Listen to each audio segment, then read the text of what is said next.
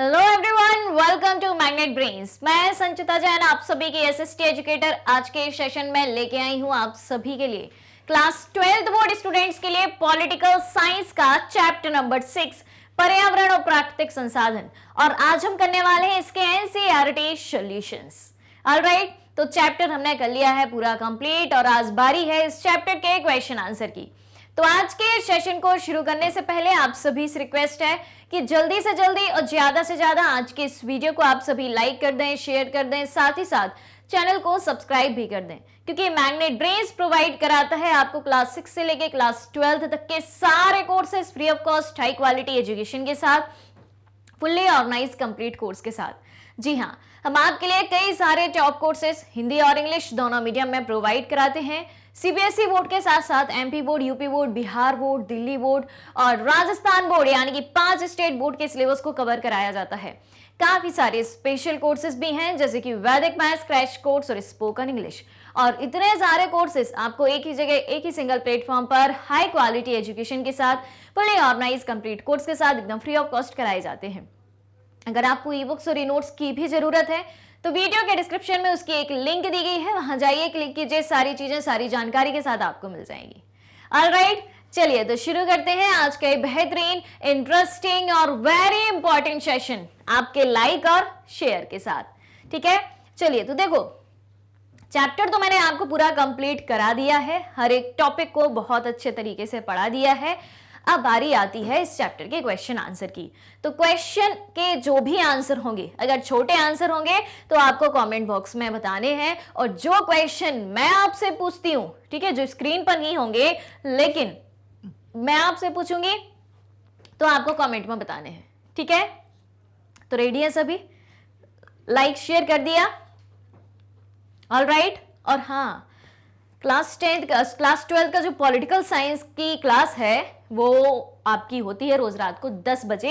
ये बात आपको याद रखनी है और अपने साथ में पढ़ने वाले सारे स्टूडेंट्स को ये बात बता देनी है। ठीक है, चलिए आ जाइए। तो आपके अभ्यास एक्सरसाइज में, यानी कि एनसीईआरटी के क्वेश्चन आंसर में कुछ सवाल हैं, जिनमें से पहला सवाल है कि पर्यावरण के प्रति बढ़ते सरोकारों का क्या कारण है? निम्नलिखित में सबसे बेहतर विकल्प चुनें। ऑप्शन ए, विकसित देश प्रकृति की रक्षा को लेकर चिंतित हैं, यानी कि जो डेवलप्ड कंट्रीज हैं वो प्रकृति की रक्षा को लेकर चिंतित हैं। पर्यावरण की सुरक्षा मूलवासी लोगों और प्राकृतिक पर्यावासों के लिए जरूरी है। जो पर्यावरण की सुरक्षा हम कर रहे हैं वो यहाँ के मूलवासी लोग और प्राकृतिक पर्यावासों के लिए जरूरी है। या फिर ऑप्शन सी, मानवीय गतिविधियों से पर्यावरण को व्यापक नुकसान हुआ है और यह नुकसान खतरे की हद तक पहुंच गया है। या ऑप्शन डी, इनमें से कोई नहीं। सवाल पर एक बार और गौर करना, क्योंकि ऑप्शन से ज्यादा सवाल इंपॉर्टेंट है। ठीक है, कि पर्यावरण के प्रति बढ़ते सरोकारों का क्या कारण है? सरोकार मतलब पर्यावरण के प्रति जो लोगों का ध्यान इतना ज्यादा बढ़ रहा है, उसको सुरक्षित करने की मांग उठ रही है, तो उसके क्या कारण है? अब निम्नलिखित में से सबसे बेहतर विकल्प चुनना है। ठीक है, यहां पर आपको इंस्ट्रक्शन दिया है कि सबसे बेहतर विकल्प आपको चुनना है। तीनों विकल्प सही हो सकते हैं, लेकिन इनमें से सबसे बेहतर, सबसे बेस्ट कौन सा हो सकता है वो आपको बताना है। ठीक है, अब आप 2 से 3 बार ऑप्शन को पढ़ो, 2 बार कम से कम क्वेश्चन को पढ़ो और फिर ऑप्शन को पढ़ो कि सबसे बेहतर ऑप्शन क्या लगता है। जल्दी जल्दी जल्दी बताइए भाई, फास्ट। देखें देखें देखें देखें, तो चलिए देखते हैं कि विकसित देश प्रकृति की रक्षा को लेकर चिंतित हैं, पर्यावरण की सुरक्षा मूलवासी लोगों और प्राकृतिक पर्यावासों के लिए जरूरी है। यहाँ मानवीय गतिविधियों से पर्यावरण को बहुत ज्यादा नुकसान पहुंचा है और यह नुकसान खतरे की हद तक पहुंच गया है। ऑप्शन सी सही है। ठीक है, ऑप्शन सी को सबसे बेहतर विकल्प कैसे माना जा सकता है? तो देखें कि मानवीय गतिविधियों से पर्यावरण को व्यापक नुकसान पहुंचा है, बहुत ज्यादा नुकसान पहुंचा है और यह नुकसान खतरे की हद तक पहुंच गया है, और इसी के कारण इसी के कारण बाकी के ऑप्शन भी सही बनते हैं, लेकिन बाकी के ऑप्शन इससे कमतर हैं। क्यों? कि विकसित देश प्रकृति की रक्षा को लेकर चिंतित हैं। क्यों चिंतित हैं? क्योंकि मानवीय गतिविधियों से विकसित देशों का पर्यावरण भी नुकसान में पहुंचा है और पर्यावरण की सुरक्षा मूलवासी लोगों और प्राकृतिक पर्यावासों के लिए जरूरी है। तो मानवीय गतिविधियों के कारण ही प्राकृतिक पर्यावास जो है वो नष्ट हुए हैं।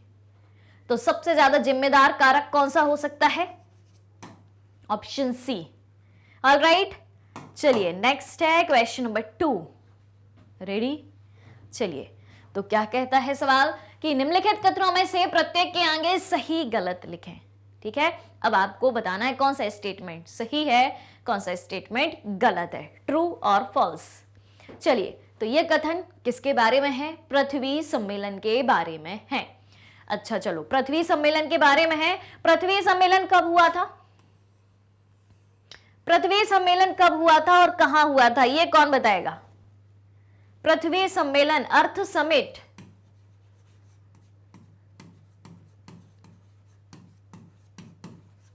पृथ्वी सम्मेलन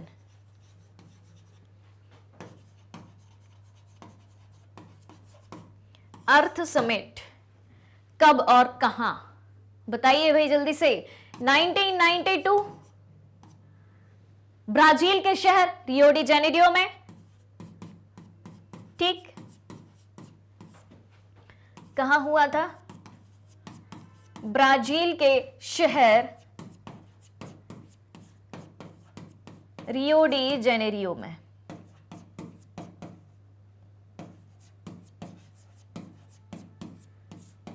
ठीक है, चलो अब देखते हैं क्या क्या कथन, क्या क्या स्टेटमेंट पृथ्वी सम्मेलन के बारे में बताएं, उनमें से क्या सही है क्या गलत है। तो पहला कथन है कि इसमें 170 देश, हजारों स्वयंसेवी संगठन तथा अनेक बहुराष्ट्रीय कंपनियों ने भाग लिया। बताओ भाई, यह कथन सही है या गलत है? देखें, चलिए देखते हैं। तो यह कथन एकदम सही है। ठीक, यह सम्मेलन संयुक्त राष्ट्र संघ के तत्वाधान में हुआ था। बताओ भाई, जो पृथ्वी सम्मेलन हुआ था रियो डी जेनेरियो में, यह संयुक्त राष्ट्र संघ के तत्वाधान में हुआ था। क्या लगता है, सही या गलत? तो यह है गलत।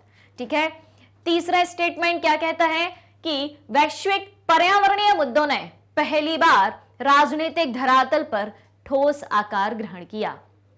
क्या है कि वैश्विक पर्यावरणीय मुद्दों ने पहली बार राजनीतिक धरातल पर ठोस आकार ग्रहण किया। सही या गलत? यह बात सही है। पृथ्वी सम्मेलन में 1992 में, ठीक है, 1992 में वैश्विक पर्यावरणीय मुद्दों ने पृथ्वी सम्मेलन में पहली बार राजनीतिक धरातल पर ठोस आकार ग्रहण किया था। डी स्टेटमेंट है, यह महासम्मेलनी बैठक थी। क्या इसको महासम्मेलन कहा जा सकता है? बताइए, ये जो बैठक हुई थी, ये जो समिट हुई थी, क्या ये बहुत बड़ी बैठक थी, बहुत बड़ा सम्मेलन था? तो गलत। क्लियर? चलिए नेक्स्ट है क्वेश्चन नंबर 3 है, विश्व की साझी विरासत के बारे में निम्न में से कौन से कथन सही हैं? ठीक है, विश्व की साझी विरासत, तो सबसे पहला सवाल यह आता है कि विश्व की साझी विरासत या साझी संपदा किसे कहा जाता है? बताइए। पहले तो आपको पता होना चाहिए इसकी डेफिनेशन की साझी संपदा किसे कहा जाएगा। साझी संपदा या साझी विरासत, साझी मतलब जो सबका हो, जिस पर सबका हक हो, जिस पर सबका अधिकार हो। बताइए भाई जल्दी से, साझी संपदा, साझी विरासत किसे कहेंगे? वो संपदा, वो विरासत जिस पर समूचे विश्व का अधिकार हो।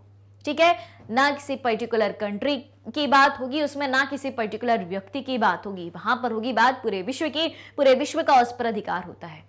तो अब 4 ऑप्शन आपके सामने हैं, उन 4 ऑप्शन में से आपको बताना है कि ऐसी कौन सी संपदा है, ऐसी कौन सी विरासत है, ऐसी कौन सी संपत्ति है जिस पर पूरे विश्व का अधिकार हो सकता है। देखें तो क्या क्या है, धरती का वायुमंडल, अंटार्कटिका, समुद्री सतह, बाहरी अंतरिक्ष को, विश्व की साझी विरासत माना जाता है? ध्यान से सुनना, एक एक शब्द के बारे में ध्यान से समझना और इमेजिन करना उसको कि क्या ये पूरे विश्व के दायरे में आ सकता है। बी है, विश्व की साझी विरासत किसी राज्य के संप्रभु क्षेत्राधिकार में नहीं आते। विश्व की साझी विरासत के प्रबंधन के सवाल पर उत्तरी और दक्षिणी देशों के बीच मतभेद है। उत्तरी गोलार्ध के देश विश्व की साझी विरासत को बचाने के लिए दक्षिणी गोलार्ध के देशों से कहीं अधिक ज्यादा चिंतित हैं। बताओ भाई, विश्व की साझी संपदा के बारे में, साझी विरासत के बारे में क्या सही होगा? जल्दी जल्दी जल्दी, बहुत सारे क्वेश्चन है भाई अपने सामने, इसलिए जल्दी जल्दी बताना है, फटाफट से सोचो और सही आंसर बताना है, क्योंकि चैप्टर मैंने पूरा पढ़ाया है और हर एक टॉपिक को सेपरेट वीडियो के जरिए पढ़ाया है ताकि आपको हर एक चीज समझ में बैठे। ठीक है, चलिए तो देखें। धरती का वायुमंडल, अंटार्कटिका, समुद्री सतह, बाहरी अंतरिक्ष को विश्व की साझी विरासत माना जाता है। अब देखो भाई, धरती का वायुमंडल, धरती का वायुमंडल, धरती की बात नहीं हो रही है, धरती से ऊपर की बात हो रही है। जमीन का बंटवारा हो सकता है भाई साहब, लेकिन आसमान का नहीं। समझ में आ रही है बात? सबके हक की जमीन हो सकती है, लेकिन सबके अपने अपने हक का आसमान नहीं हो सकता। आसमान सबका होता है। वायुमंडल की बात हो रही है, वायुमंडल यानी कि ऊपर की बात, आकाश की बात, वो तो सबका होगा। ठीक है, क्लियर है?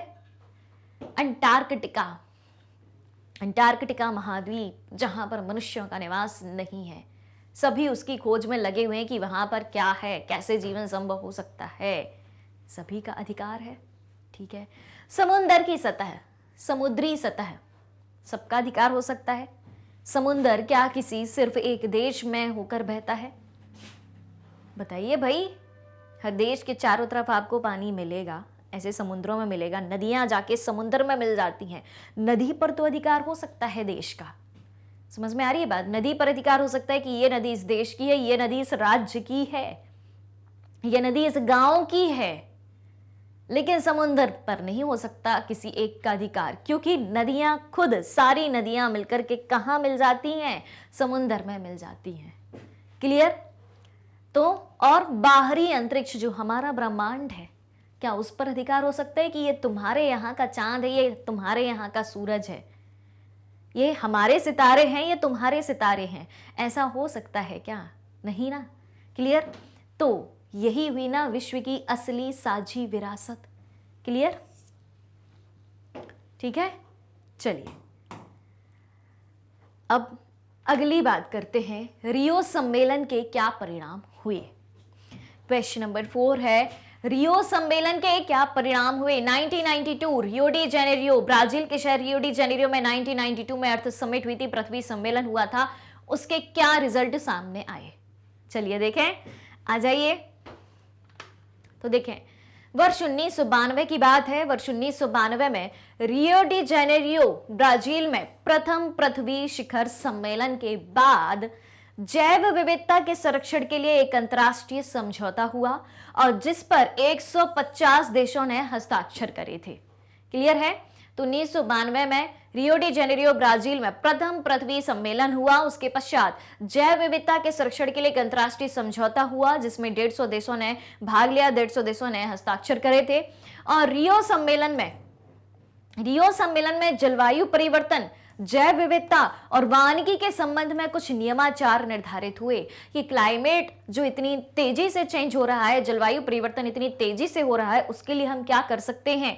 जैव विविधता को खतरा है, बायोडाइवर्सिटी को खतरा है कि जंगल काटे जा रहे हैं जिससे अलग अलग प्रजाति के पेड़ पौधों की संख्या कम हो रही है, पेड़ पौधे विलुप्त हो रहे हैं और जंगलों के कटने के साथ साथ उसमें रहने वाले जानवर भी कम हो रहे हैं। कुछ जानवर, कुछ प्रजातियां ऐसी हैं कि जो पूर्ण रूप से विलुप्त हो चुकी हैं, अब कहीं देखने को नहीं मिलती। तो उस बारे में बायोडाइवर्सिटी को फिर से बनाने में क्या किया जा सकता है और जो बायोडाइवर्सिटी अभी प्रेजेंट में है उसको सुरक्षित रखने के लिए क्या किया जा सकता है।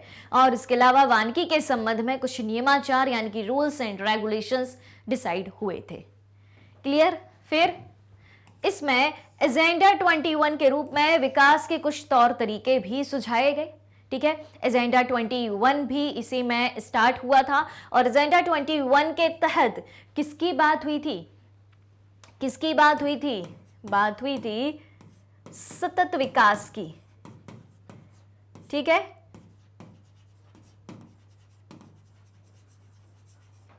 सस्टेनेबल डेवलपमेंट की बात हुई थी। इससे ही हम क्या कहते हैं? इससे ही हम टिकाऊ विकास कहते हैं, इससे ही हम पोषणीय विकास भी कहते हैं। क्या कहते हैं? इससे ही हम पोषणीय विकास भी कहते हैं। ऑलराइट, क्लियर है इतनी कहानी? तो सतत विकास, पोषणीय विकास, टिकाऊ विकास या सस्टेनेबल डेवलपमेंट की डेफिनेशन क्या होती है? बताइए जल्दी से कमेंट करके। किसे कहेंगे आप सस्टेनेबल डेवलपमेंट, पोषणीय विकास, टिकाऊ विकास? किसे कहेंगे? बताइए बताइए बताइए। देखो, विकास सभी को करना है, ठीक है। विकासशील देशों को और ज्यादा विकास करना है। विकास कैसे होगा?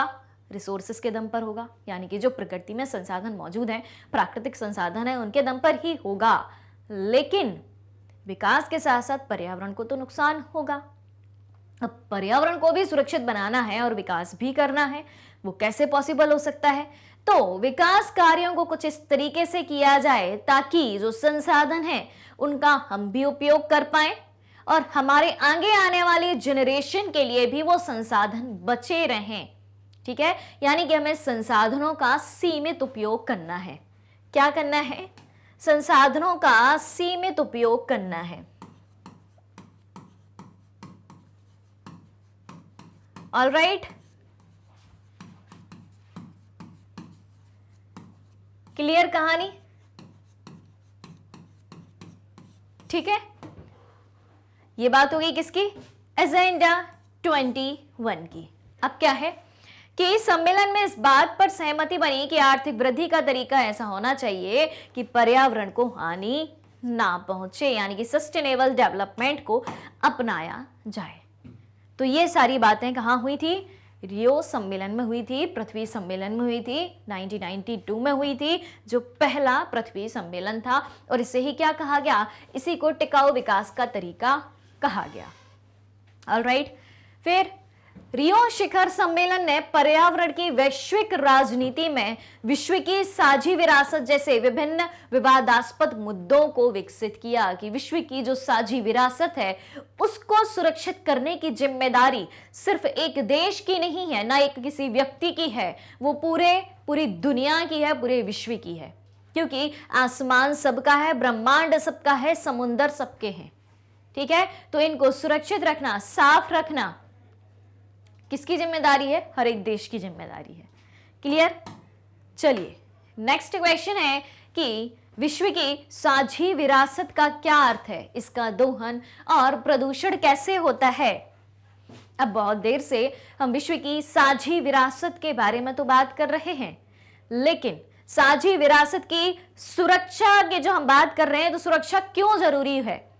क्या विश्व की साझी विरासत प्रदूषण का शिकार है? क्या विश्व की साझी विरासत का दोहन हो रहा है? बताइए भाई।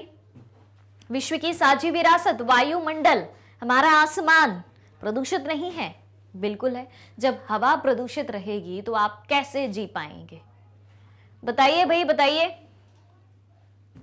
चले, आ जाओ भाई, देख लेते हैं। तो विश्व की, सबसे पहले तो विश्व की साझी विरासत का क्या अर्थ है, इस सवाल को हम हल करते हैं। उसके बाद इसके दूसरे पार्ट की तरफ हम चलेंगे, ठीक है। तो विश्व की साझी विरासत का अर्थ सबसे पहले समझ लेते हैं। शुरुआत ऐसे करनी है आपको कि विश्व की साझी विरासत का अर्थ होता है कि ऐसी संपदा जिस पर किसी समूह के प्रत्येक सदस्य का अधिकार हो, ठीक है। जितने भी लोग हैं सबका अधिकार है उस पर, ठीक है। किसी पर्टिकुलर सिर्फ एक व्यक्ति का नहीं होगा, या एक देश का नहीं होगा, या कुछ देशों का नहीं होगा, सबका होगा, ठीक। पहला पॉइंट क्या है इस मैटर में कि अर्थात जो किसी एक देश के क्षेत्र के अंतर्गत नहीं आते, जो चीजें ठीक है, विश्व की साझी विरासत के अंतर्गत जो भी चीजें आती हैं वो किसी सिर्फ एक देश के क्षेत्र के अंतर्गत नहीं आते, बल्कि इसका प्रबंधन, इसका मैनेजमेंट अंतरराष्ट्रीय समुदाय द्वारा साझे तौर पर किया जाता है। इंटरनेशनल कम्युनिटी के द्वारा साझे तौर पर, सामूहिक तौर पर किया जाता है। जैसे क्या क्या आता है इसमें कि पृथ्वी का वातावरण, अंटार्कटिका और बाहरी अंतरिक्ष। ठीक है, इसके लिए कई महत्वपूर्ण समझौते हुए हैं, जैसे मॉन्ट्रियल प्रोटोकॉल, ठीक, तथा अंटार्कटिका संधि 1959। ऑलराइट, किसके लिए? विश्व की साझी विरासत को सुरक्षित बनाने के लिए। अब आप कहते हैं समुद्र कैसे प्रदूषित हो सकता है, तो अगर नदी प्रदूषित होगी तो समुद्र प्रदूषित होगा कि नहीं होगा? क्योंकि नदियां कहां जाके मिलती हैं? समुद्र में। वायुमंडल कैसे प्रदूषित हो रहा है? इतनी सारी ग्रीन हाउस गैसेस हैं, ठीक है, इतने सारे ट्रांसपोर्टेशन के जो साधन है, परिवहन के साधन है, उनसे निकलने वाला धुआं है। पोल्यूशन के लिए क्या नहीं है? तो भाई हवा प्रदूषित हो रही है। क्लियर हो रही बात? चलिए, तो वर्ष 1980 में अंटार्कटिका के ऊपर ओजोन परत में छिद्र देखा गया, जो चिंता करने वाला विषय है। अब भाई ओजोन परत है क्या, और ओजोन परत में अगर छेद हो गया तो वो दिक्कत का कारण कैसे बन सकती है? बताइए भाई, ओजोन परत में अगर छेद हो गया तो वो दिक्कत का कारण कैसे बन सकती है? तो भाई सुनो, ओजोन परत की हम बात करें तो सबसे पहले आप ये बताइए कि पृथ्वी के वायुमंडल को कितने पार्ट्स में बांटा गया है? कितनी परत है पृथ्वी के वायुमंडल की? बताइए भाई जल्दी से, तेजी से आंसर आना चाहिए भाई, तेजी से। हाँ जी,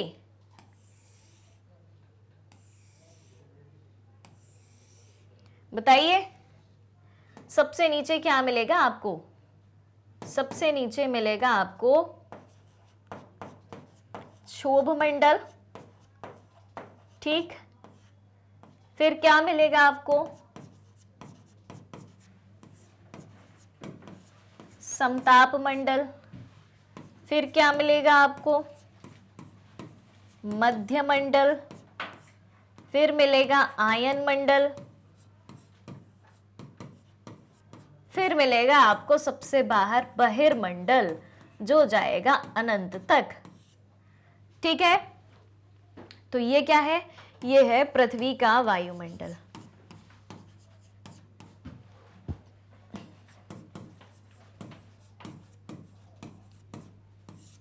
पृथ्वी का वायुमंडल, ठीक है। ओजोन परत की बात हो रही थी, तो ओजोन परत पृथ्वी के वायुमंडल की दूसरी लेयर में पाई जाती है। यहां पर मिलेगी आपको क्या? Ozone layer. Ozone layer, ozone layer को किस रंग से दिखाएं कि आपको दिखे? चलो, यहां मिलेगी आपको क्या? एक ओजोन परत, ठीक है।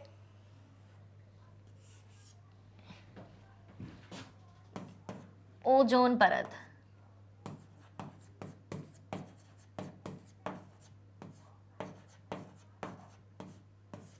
ठीक। ओजोन परत का क्या रोल है? तो जो हमारी सूर्य से आने वाली किरणें होती हैं, ठीक है, सूर्य से आने वाली जो किरणें होती हैं वो क्या करती हैं? वो बहुत तेज होती हैं और उसमें शामिल होती हैं अल्ट्रावायलेट रेस, पराबैंगनी किरणें, ठीक है, जो कि बहुत तेज होती हैं और बहुत घातक होती हैं, बहुत घातक होती हैं, ठीक। तो जहां सूर्य से आने वाली अल्ट्रावायलेट रेज होती हैं, पराबैंगनी किरणें होती हैं, उन किरणों को, ये कौन सी किरणें हैं? पराबैंगनी किरणें, पराबैंगनी किरणें या अल्ट्रावायलेट रेज, यूवी रेज, ठीक है, अल्ट्रावायलेट रेज, इनको ओजोन परत पृथ्वी पर नहीं आने देती है, ठीक है, जिससे हमारी रक्षा होती है। और ओजोन परत बहुत तेज होती है कि स्किन कैंसर होने की प्रोबेबिलिटी भी होती है, आंखें भी डैमेज हो सकती हैं, उससे काफी सारी दिक्कतें हो सकती हैं। और उन्हीं पराबैंगनी किरणों के कारण टेम्परेचर बढ़ता जाता है, क्योंकि ये बहुत तेज होती हैं। अब ओजोन परत इनको आने नहीं देती पृथ्वी पर, यानी कि ओजोन परत सूर्य से आने वाली पराबैंगनी किरणों से हमारी पृथ्वी की रक्षा करती है, ठीक है, धरती पर रहने वाले लोगों की रक्षा करती है। लेकिन इतना ज्यादा पॉल्यूशन हो गया, ग्रीन हाउस गैसेस इतनी ज्यादा बढ़ गई हैं, जिनके कारण ओजोन परत में क्या होने लगे हैं, ओजोन परत में छेद होने लगे हैं, होल होने लगे हैं। तो अब जो पराबैंगनी किरणें हैं वो आ जाएंगी धरती पर, आ जाएंगी कि नहीं आ जाएंगी, बिल्कुल आ जाएंगी। और यहाँ रहने वाले लोगों के लिए, पूरे जीव समुदाय के लिए, प्राणी समुदाय के लिए, वनस्पति समुदाय के लिए, यहाँ के जीवन के लिए घातक साबित होंगी, ठीक है। तो 1980 में अंटार्कटिका के ऊपर ओजोन परत में छिद्र देखा गया, जो चिंतित करने वाला विषय है। क्लियर। और वैश्विक संपदा की सुरक्षा के मामले पर अंतर्राष्ट्रीय सहयोग बना पाना बहुत कठिन है, कि विश्व की जो साझी संपदा है उसकी सुरक्षा सबको मिलजुल कर करनी है। इस बात पर सबका सहयोग बना पाना बहुत ही कठिन काम है। क्लियर है ये बात, ठीक। चलिए अब क्वेश्चन नंबर 6 है कि साझी परंतु अलग अलग जिम्मेदारियां। संपदा तो साझी है, संपदा तो सबकी है, आसमान सबका है, समुद्र सबके हैं, हवा सबकी है, ब्रह्मांड सबका है, अंतरिक्ष सबका है, लेकिन जिम्मेदारियां अलग अलग हैं, ठीक है। वो कैसे? संपदा सबकी है लेकिन उसको सुरक्षित करने की जिम्मेदारियां सबकी अलग अलग हैं। इससे क्या अभिप्राय है, हम इस विचार को कैसे लागू कर सकते हैं, ये हमसे पूछा गया है। समझ में आई बात? बताइए भाई, बताइए, समझ में आई बात? चलें पता करें। चलो आ जाओ, आंसर की तरफ चलते हैं। हाँ जी, पहले ये बता दो, लाइक शेयर बराबर से हुआ है कि नहीं हुआ है? लाइक शेयर बराबर से करना है। और अगर अभी तक आपने चैनल को सब्सक्राइब नहीं किया है तो सबसे पहला काम करना है आपको चैनल को सब्सक्राइब करने का, क्योंकि सारी चीजें यहां पर आपको एकदम फ्री ऑफ कॉस्ट मिलती हैं। ऑलराइट, चलिए तो देखें, पर्यावरण को लेकर उत्तरी तथा दक्षिणी गोलार्ध के देशों के रवैये में अंतर है। सवाल है कि साझी परंतु अलग अलग जिम्मेदारियां, संपदा साझी अलग अलग जिम्मेदारियां कैसे हैं? तो देखें, हम बात करेंगे पृथ्वी की। पृथ्वी में हम दो गोलार्ध देखते हैं, उत्तरी गोलार्ध और दक्षिणी गोलार्ध। अब उत्तरी गोलार्ध और दक्षिणी गोलार्ध की बात कहां से आई? ठीक है, उत्तरी गोलार्ध और दक्षिणी गोलार्ध,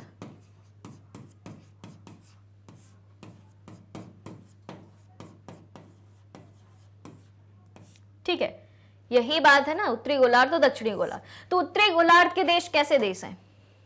उत्तरी गोलार्ध के देश जो हैं वो है विकसित देश, डेवलप्ड कंट्रीज हैं। और दक्षिणी गोलार्ध के देश कैसे हैं? विकासशील देश हैं, धीरे धीरे विकास कर रहे हैं, ठीक है। इतनी बात अभी याद रखना। तो पर्यावरण को लेकर उत्तरी और दक्षिणी गोलार्ध के देशों के रवैये में अंतर है। क्या रवैया है दोनों का? अलग अलग किस प्रकार का रवैया है विकसित और विकासशील देशों का? तो देखिए, उत्तर के विकसित देश यानी कि उत्तरी गोलार्ध के विकसित देश पर्यावरण के मामले पर उसी रूप में विचार विमर्श करना चाहते हैं जिस परिस्थिति में आज पर्यावरण उपस्थित है। अब ध्यान देना कि विकसित देश विकसित कैसे बने, विकसित देश डेवलप्ड कैसे हुए? हवा में डेवलप हो गए? बताओ जल्दी से। और किसी चीज का यूज नहीं किया, बस रातों रात ऐसे खड़े हो गए, विकसित हो गए, डेवलप्ड हो गए, बिना किसी संसाधन का उपयोग किए बिना। और विकासशील देश कहते क्या है? विकासशील देश ये कहते हैं कि आज के पर्यावरण बस को मत देखो, पुराने पर्यावरण को भी देखो, आज के मुद्दों की बात बस मत करो। विकसित देश क्या कहते हैं कि सिर्फ आज की बात करो, क्योंकि इन्होंने तो कुछ किया ही नहीं है, प्रेजेंट में तो ये कुछ कर नहीं रहे, लेकिन ये सब कुछ कर चुके हैं, ठीक है। दूसरे देशों पर कब्जा करके इन्होंने वहां के संसाधनों तक का दोहन किया है। खुद के देश तो ठीक है, खुद के संसाधनों का दोहन किया है, दूसरे देश के संसाधनों का भी दोहन किया है इन्होंने। अब विकासशील देश क्या कहते हैं? दक्षिण के विकासशील देशों का तर्क है कि विश्व में पारिस्थितिकी को हानि ज्यादातर विकसित देशों के औद्योगिक विकास से पहुंची है। समझ में आ रही बात? दक्षिण के विकासशील देश क्या कहते हैं? दक्षिण के विकासशील देश कहते हैं कि विश्व में पारिस्थितिकी को जो हानि पहुंची है वो ज्यादातर विकसित देशों के औद्योगिक विकास से पहुंची है। तो औद्योगिक विकास की शुरुआत कहां से हुई थी? इंडस्ट्रियल डेवलपमेंट की स्टार्टिंग कहां से हुई थी? यूरोपियन कंट्रीज से ही हुई थी ना, जो आज डेवलप बन के बैठी हैं, वहीं से हुई थी ना। तो पॉल्यूशन भी सबसे पहले कहां से फैला होगा? वहीं से फैला होगा। हमारे भारत का वातावरण तो भैया गांव वाला वातावरण था, पूरा एकदम शुद्ध साफ। ना हमें टेक्नोलॉजी आती थी, ना हमारे पास रेलगाड़ियां थी, ना हमारे पास मोटर गाड़ियां थी, ना हमारे पास कोई इंडस्ट्री थी, ना हमारे पास कोई मशीन थी। ये सारी चीजें तो वो लेके आए, है कि नहीं? तो हमें कैसे जिम्मेदार आप ठहरा सकते हैं? विकासशील देशों को कैसे विकसित देश जिम्मेदार ठहरा सकते हैं? उसके लिए आप जिम्मेदार हैं, यानी कि विकसित देश जिम्मेदार हैं। क्लियर हो रही है बात? तो यहां पर कहने का मतलब यह है कि जिम्मेदारियां संपदा साझी है, लेकिन जिम्मेदारियां सबकी अलग अलग हैं। विकसित देशों की अपनी जिम्मेदारियां हैं। विकसित देश अपनी जिम्मेदारियां प्रेजेंट के एनवायरमेंट सिनेरियो को देखते हुए डेवलपिंग कंट्रीज पर नहीं थोप सकती, ठीक है? और विकासशील देश जो आज कर रहे हैं, उन्हें सस्टेनेबल डेवलपमेंट को अपनाना चाहिए, क्योंकि आप विकास कर रहे हो तो आपको पर्यावरण को ध्यान में रखते हुए विकास करना चाहिए। क्लियर है बात? अब देखें, 1992 में 1992 में रियो डी जेनेरियो ब्राजील में प्रथम पृथ्वी शिखर सम्मेलन हुआ और उसके बाद जैव विविधता के संरक्षण के लिए एक अंतर्राष्ट्रीय समझौता हुआ, जिस पर 150 देशों ने हस्ताक्षर करे थे, ठीक है? और इस पृथ्वी सम्मेलन में इस तर्क को मान लिया गया और इसे साझी परंतु अलग अलग जिम्मेदारियों का सिद्धांत कहा गया कि संपदा साझी है, लेकिन हर एक कंट्री की अपनी अपनी जिम्मेदारियां हैं पर्यावरण को सुरक्षित रखने की, ठीक है?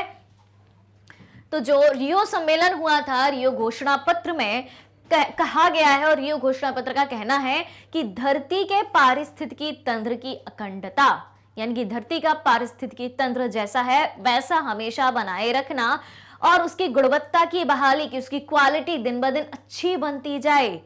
सुरक्षा तथा संरक्षण के लिए विभिन्न देश विश्व बंधुत्व की भावना से आपस में सहयोग करेंगे। विश्व बंधुत्व की भावना से कि हम सारे देश आपस में भाई भाई हैं, ठीक है? हमें पूरे ऐसा नहीं कि सिर्फ खुद के देश का ख्याल रखना है, हमें पूरे विश्व का ख्याल रखना है, तभी हम इस साझी संपदा की सुरक्षा कर सकते हैं, अपनी अपनी जिम्मेदारियों को अपने अपने स्तर पर निभाते हुए, ठीक है? चलिए, पर्यावरण के विश्वव्यापी अपक्षय में विभिन्न राज्यों की साझी परंतु अलग अलग जिम्मेदारियां होंगी। जो पर्यावरण का विश्व स्तर पर नुकसान हो रहा है उसमें सभी जिम्मेदार होंगे, और विकसित देशों के समाजों का वैश्विक पर्यावरण पर दबाव ज्यादा है और इन देशों के पास विपुल प्रौद्योगिक एवं वित्तीय संसाधन है। इसे देखते हुए टिकाऊ विकास के अंतर्राष्ट्रीय प्रयास में विकसित देश अपनी खास जिम्मेदारी स्वीकार भी करते हैं। ऑलराइट, क्लियर है कहानी? ठीक है, चलिए, तो टिकाऊ विकास को देखते हुए, सस्टेनेबल डेवलपमेंट को देखते हुए हर एक देश की जिम्मेदारी बनती है किसकी? बराबरी की, बराबरी से काम करने की। नेक्स्ट क्वेश्चन है, क्वेश्चन नंबर 7 है कि वैश्विक पर्यावरण की सुरक्षा से जुड़े मुद्दे 1990 के दशक से विभिन्न देशों के प्राथमिक सरोकार क्यों बन गए हैं? ठीक है, वैश्विक पर्यावरण की सुरक्षा से जितने भी मुद्दे जुड़े हुए हैं वो 1990 के दशक से विभिन्न देशों के प्राथमिक सरोकार क्यों बन गए कि हमें प्राथमिकता किसको देनी है? पर्यावरण को। ठीक है, रेडी? चलिए इसको भी समझते हैं। तो देखें, 1990 के दशक से ही वैश्विक पर्यावरण संरक्षण से जुड़े मुद्दे देशों की प्राथमिक चिंता का विषय निम्नलिखित कारणों से बन गए हैं। ठीक है, तो जैव विविधता के क्षरण का मुख्य कारण क्या है? वनों की कटाई है सबसे बड़ा कारण। अंधाधुंध जंगलों का दोहन हुआ है, पेड़ काटा गया है, प्राकृतिक संपदा को नष्ट किया गया है, मनुष्य ने किया है, खुद की जरूरतों को पूरा करने के लिए किया है। ठीक इसी कारण प्रतिकूल जलवायु परिवर्तन का खतरा पैदा हो गया है। जैसे अभी हम प्रेजेंट की बात करें तो गर्मी जो है अधिकांश समय होती है, बारिश और ठंड बहुत कम समय के लिए होती है। ठीक, तो क्यों? क्योंकि टेम्परेचर दिन ब दिन बढ़ता जा रहा है। ग्लोबल वार्मिंग यानी कि वैश्विक तापन की समस्या विश्वव्यापी समस्या बन गई है, जिसका मुख्य कारण क्या है? ग्रीन हाउस गैसें हैं। ग्लोबल वार्मिंग क्यों हो रहा है? ग्रीन हाउस गैसेस के कारण हो रहा है। ग्रीन हाउस गैसेस कौन कौन सी होती हैं? जैसे कि CO2 हो गई आपकी, और मीथेन हो गई यानी कि CH4, CO2 यानी कि कार्बन डाइऑक्साइड, मीथेन, और सल्फर डाइऑक्साइड हो गई आपकी, क्लोरोफ्लोरोकार्बन हो गई आपकी, ठीक है। तो इन सब ग्रीन हाउस गैसेस के कारण क्या है, ग्लोबल वार्मिंग की समस्या विश्व स्तर पर बनी हुई है, ठीक है। अब जो जैव विविधता का ह्रास हो रहा है उसके कारण क्या है, तो चलिए समझते हैं। जैव विविधता ह्रास के मुख्य कारण निम्न है। पहला है आवासीय क्षति एवं विखंडन। क्या है, आवासीय क्षति एवं विखंडन।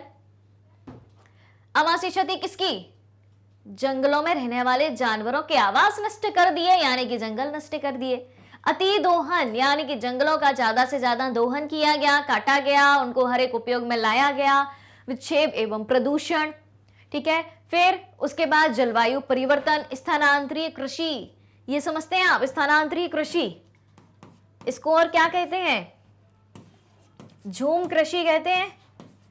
क्या कहता है झूम कृषि का कंसेप्ट, बताइए, झूम कृषि का कंसेप्ट क्या कहता है, कोई बता सकता है, जल्दी जल्दी जल्दी। झूम कृषि, स्थानांतरित कृषि, स्थानांतरित यानी कि एक जगह को छोड़कर दूसरे जगह जाना। अब कृषि और जोड़ दो इसमें, यानी कि कृषि कार्य के लिए जाना।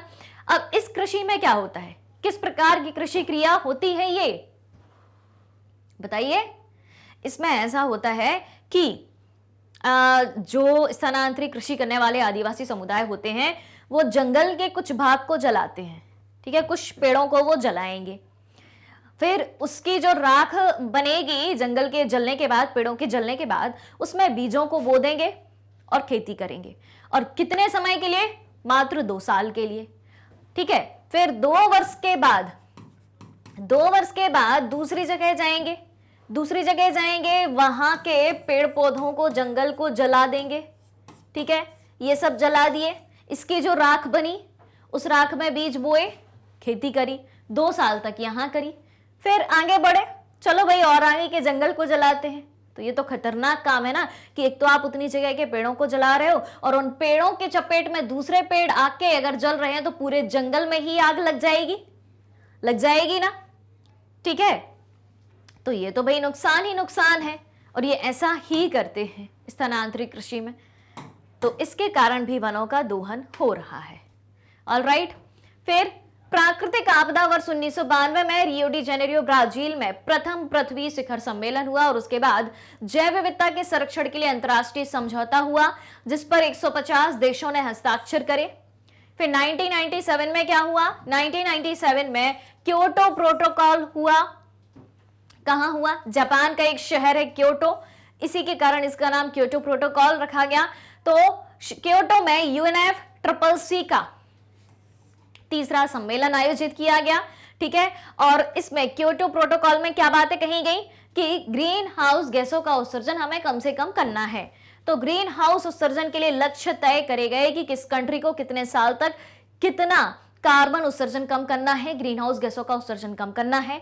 तो उपरोक्त कारणों एवं शिखर सम्मेलनों ने विश्व स्तर पर पर्यावरण के मुद्दों को विभिन्न तरीकों से उठाया, और वर्तमान समय में ये सभी मुद्दे पूरे विश्व के लिए अत्यंत महत्वपूर्ण हैं।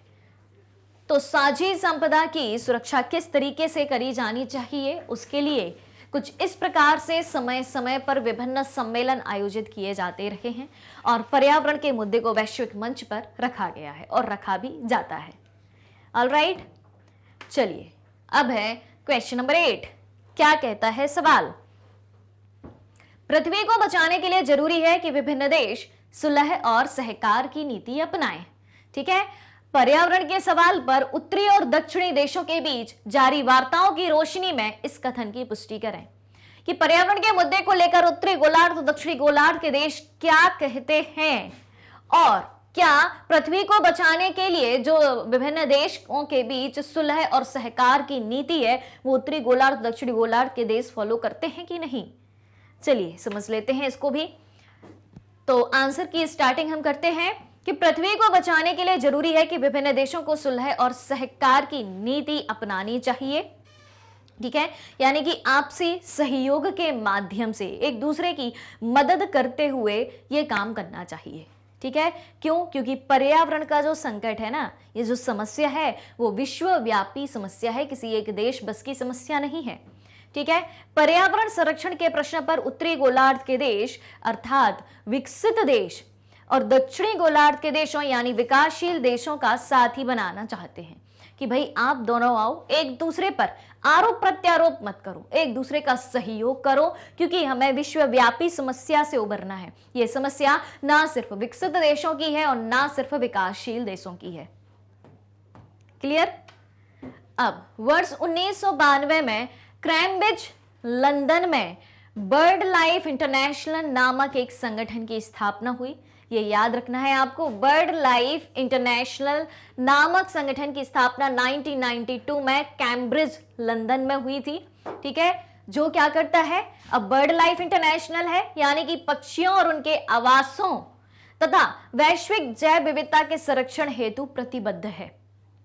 जैव विविधता संरक्षण और पक्षियों के संरक्षण की ये बात करते हैं और यह एक अंतरराष्ट्रीय गैर सरकारी संगठन है, इंटरनेशनल लेवल का नॉन गवर्नमेंटल ऑर्गेनाइजेशन है ये। ठीक, फिर जून 2005 में G8 देशों की बैठक हुई, ग्रुप ऑफ 8 कंट्रीज की बैठक हुई, अतः विश्व के विभिन्न देशों ने सुलह और सहकार की नीति अपनाई है। यानी कि समय समय पर जो कॉन्फ्रेंस होती रही है पर्यावरण के मुद्दे को लेकर, वो विश्व के अधिकांश देशों ने मिलकर करी है और मिलकर उनके रूल्स एंड रेगुलेशंस को फॉलो किया है और जो भी बात उन कॉन्फ्रेंस में कही गई है सबने अपनी उनमें सहमति व्यक्त करी है, सबने अपने उसमें सिग्नेचर करे हैं। ठीक है, चलिए अब है 9वां सवाल। क्या कहता है क्वेश्चन नंबर 9? देखें तो विभिन्न देशों के सामने सबसे गंभीर चुनौती वैश्विक पर्यावरण को आगे कोई नुकसान पहुंचाए बगैर आर्थिक विकास करने की है, कि आपको आर्थिक विकास करना है और पर्यावरण को नुकसान नहीं पहुंचाना है। यह चुनौती और सबके सामने है। यह कैसे हो सकता है? इस चुनौती का सामना दुनिया के देश कैसे कर सकते हैं, कुछ उदाहरण के साथ आपको समझाना है। ठीक है, चलिए तो देख लेते हैं इसको भी। तो बताया गया है कि वर्तमान समय में पूरे विश्व के समक्ष वैश्विक पर्यावरण संरक्षण एक महत्वपूर्ण चुनौती है। ठीक है, अब देखें पहला पॉइंट क्या है इसमें, कि पर्यावरण हानि की चुनौतियों से निपटने के लिए अंतर्राष्ट्रीय स्तर पर जो प्रयास किए गए हैं वो बहुत ज्यादा महत्वपूर्ण है। ठीक, पूरे विश्व में पर्यावरण आंदोलन सबसे ज्यादा शक्तिशाली सामाजिक आंदोलन में देखे गए हैं। यानी कि विश्व स्तर पर पर्यावरण को सुरक्षित रखने के लिए, आर्थिक विकास के साथ साथ पर्यावरण को सुरक्षित रखने के लिए क्या प्रयास करे गए हैं। तो सबसे पहली बात आती है सामाजिक आंदोलनों में पर्यावरण आंदोलन की, जैसे कि नदियों को बचाने के लिए भारत में हम बात करें, नर्मदा को बचाने के लिए नर्मदा बचाओ आंदोलन, टिहरी बांध आंदोलन हुआ है। ठीक है, तो और चिपको आंदोलन की हम बात करें तो पूरे विश्व में पर्यावरण आंदोलन सबसे ज्यादा शक्तिशाली सामाजिक आंदोलनों में देखे गए हैं और इन आंदोलनों से नए विचार भी निकलते हैं। जब कोई आंदोलन होता है, जब कोई मांग उठती है उन आंदोलन के जरिए, ठीक है, लोग उनसे जुड़ते हैं तो नए नए थॉट्स निकलते हैं, नए नए विचार निकलते हैं कि अब और आगे हम इस दिशा में क्या कर सकते हैं, कैसे हम अपनी प्रकृति का संरक्षण कर सकते हैं।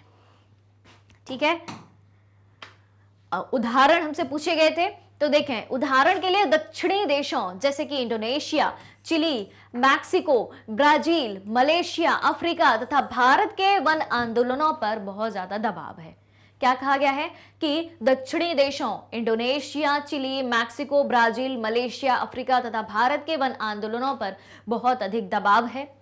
फिलीपींस में कई समूहों और संगठनों ने एक साथ मिलकर एक ऑस्ट्रेलियाई बहुराष्ट्रीय कंपनी वेस्टर्न माइनिंग कॉरपोरेशन के खिलाफ अभियान चलाया। किसके लिए? मिनरल्स की माइनिंग के खिलाफ, खनन के खिलाफ। और इस कंपनी का विरोध खुद इसके स्वदेश यानी कि ऑस्ट्रेलिया में भी हुआ है। ऐसा नहीं कि दुनिया के दूसरे देशों ने इसका विरोध किया हो, खुद के देश के लोगों ने, ऑस्ट्रेलिया के लोगों ने भी इसका विरोध किया है। क्लियर है कहानी? ऑलराइट, चलिए तो क्वेश्चन आंसर हो गए क्या? थोड़ा सा और बाकी है। और ऑस्ट्रेलिया में इस कंपनी का विरोध ऑस्ट्रेलियाई आदिवासियों के बुनियादी अधिकारियों की पैरोकारी के कारण भी किया गया है। ठीक है, कि जो ऑस्ट्रेलिया के आदिवासी हैं, ठीक है, अब आप क्या कर रहे हो, मिनरल्स की माइनिंग कर रहे हो, मतलब कि खनन का काम कर रहे हो, खनिज संसाधन को खोदने का काम कर रहे हो, तो भाई आपको क्या करना पड़ेगा, वन संपदा को नष्ट करना पड़ेगा। जहां जहां जंगल है उस जंगल को पहले हटाना पड़ेगा, उनकी जमीन के नीचे आप खुदाई करोगे तब आपको मिनरल्स मिलेंगे, राइट। तो जंगलों में कौन रहते हैं, आदिवासी लोग रहते हैं, मूलवासी रहते हैं, ट्राइब्स रहती हैं, तो उनको वहां से हटना पड़ेगा, यानी कि उनके बेसिक राइट्स जो हैं उनका उल्लंघन हो रहा है। तो ऑस्ट्रेलिया में इस कंपनी का विरोध क्यों हो रहा है कि ऑस्ट्रेलियाई आदिवासियों के जो बुनियादी अधिकार हैं उनका हनन हो रहा है, तो उनके बुनियादी अधिकारों को वापस दिलाने के लिए ये सब आंदोलन हो रहे हैं। 1980 के दशक में शुरुआती और मध्यवर्ती वर्षों में विश्व का पहला बांध विरोधी आंदोलन कहां चला, दक्षिणी गोलार्ध में चला था। अब बांध बनाने से क्या होता है, बताओ भाई, बांध बनाने से क्या होता है, जहां आप जिस नदी पर आप बांध बनाओगे नदी को नुकसान है, क्योंकि आप नदी की धारा को भी मोड़ोगे तो उसका प्राकृतिक बहाव जो है, जो उसका नेचुरल फ्लो है वो बिगड़ जाएगा। नेचुरल फ्लो बिगड़ेगा तो उसकी नदी की जो तलछट है, तलहटी है, उसमें क्या होगा, उसमें कचरा जमा होता जाएगा और वो एरिया चट्टानी होता जाएगा, तो वहां से दूसरा कचरा बह नहीं पाएगा, नदी का नेचुरल फ्लो बिगड़ जाएगा और जो नदी में रहने वाले जीव जंतु हैं उनकी जान को नुकसान पहुंचेगा। और जहां बांध बना रहे हो जिस नदी पर, तो उसके आसपास जो लोग रहते हैं उनको वो जगह छोड़कर दूसरी जगह रहने के लिए भी जाना पड़ेगा। क्लियर। फिर जून 1992 में पृथ्वी शिखर सम्मेलन में बिना पर्यावरण को नुकसान पहुंचाए आर्थिक विकास के उपायों पर भी विचार किया गया। क्या किया गया, जून 1992 में पृथ्वी शिखर सम्मेलन में बिना पर्यावरण को नुकसान पहुंचाए आर्थिक विकास के उपायों पर विचार किया गया कि हम कैसे सस्टेनेबल डेवलपमेंट को अपना सकते हैं। फिर 1997 में जापान के शहर क्योटो में UNFCCC का तीसरा सम्मेलन हुआ था। ठीक है, क्योटो प्रोटोकॉल के नाम से जिसे हम जानते हैं। और क्या कहते हैं इसको, बताइए भाई, क्यों किया गया था, क्योटो प्रोटोकॉल की क्या विशेषता थी, क्या बात कही गई थी, बताइए भाई जल्दी से। ग्रीन हाउस गैसों के उत्सर्जन को कम करने के लिए। अच्छा, UNFCCC का फुल फॉर्म कौन बताएगा, UNFCCC का फुल फॉर्म कौन बताएगा, बताइए। UNFCCC कौन बताएगा भाई इसका फुल फॉर्म, जल्दी जल्दी जल्दी, तेजी से आगे बढ़ना है हमें। देखें तो इसका फुल फॉर्म है United Nations framework convention on, क्या आएगा आगे, क्लाइमेट चेंज। ठीक है, ठीक है, चलो भैया। फिर क्या हुआ, संयुक्त क्रियान्वयन एवं स्वच्छ विकास तंत्र इसके उद्देश्य थे कि हमें साथ में मिलकर इस प्लान को एग्जीक्यूट करना है और पूरी दुनिया को स्वच्छ बनाना है और विकास भी स्वच्छ तरीके से करना है। इस प्रोटोकॉल ने, क्योटो प्रोटोकॉल ने पर्यावरण के संरक्षण के लिए और उद्योगों के विकास के लिए औद्योगिक देशों से ग्रीन हाउस उत्सर्जन में कटौती करी। अतः ऐसे कई तरीके हैं जिनसे पर्यावरण को हानि पहुंचाए बिना भी आर्थिक विकास के लक्ष्य को हासिल किया जा सकता है, यानी कि सस्टेनेबल डेवलपमेंट के लक्ष्य को हासिल किया जा सकता है। ठीक है, तो हमने उदाहरण भी देखे कि कौन कौन से प्रयास समय समय पर करे गए हैं और प्रेजेंट में भी किए जा रहे हैं। ठीक है, चलिए, तो ये होता है खत्म आपका NCERT सॉल्यूशंस।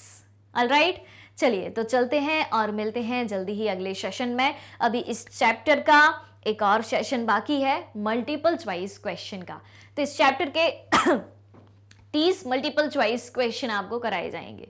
ठीक है, चलिए, तो अगर आप हमारे डेली के लाइव सेशन और रिकॉर्डेड सेशन से जुड़ना चाहते हैं, सारी चीजें उपलब्ध हैं मैग्नेट ब्रेन्स के यूट्यूब चैनल, वेबसाइट और एप्लीकेशन पर। मैग्नेट ब्रेन्स इंडिया का number 1 100% free online education platform है। इसके अलावा अगर आपको ई बुक्स और ई नोट्स की भी जरूरत है, वीडियो के डिस्क्रिप्शन में एक लिंक दी गई है, वहां जाना है, क्लिक करना है, सारी चीजें सारी जानकारी के साथ मिल जाएंगी। हमारे पास आपके लिए कई सारे टॉप कोर्सेज इंग्लिश और हिंदी दोनों मीडियम में है।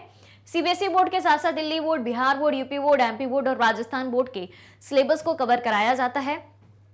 काफी सारे स्पेशल कोर्सेज भी हैं, जैसे कि वैदिक मैथ्स, क्रैश कोर्स और स्पोकन इंग्लिश। और इतने सारे कोर्सेज आपको एक ही जगह, एक ही सिंगल प्लेटफॉर्म पर हाई क्वालिटी एजुकेशन के साथ, फुल्ली ऑर्गेनाइज कंप्लीट कोर्स के साथ एकदम फ्री ऑफ कॉस्ट कराए जाते हैं। मैग्नेट ब्रेन्स यूट्यूब के अलावा अदर सोशल मीडिया प्लेटफॉर्म जैसे कि फेसबुक, इंस्टाग्राम, ट्विटर और व्हाट्सएप पर भी है। आप हमें वहां भी फॉलो कर सकते हैं, वहां से भी सारी जानकारी प्राप्त कर सकते हैं। तो आज के सेशन को ज्यादा से ज्यादा लाइक और शेयर करते हुए चैनल को सब्सक्राइब भी करना है। हमारे साथ बने रहिए, जुड़े रहिए, पढ़ते रहिए, खुश रहिए। Thank you so much.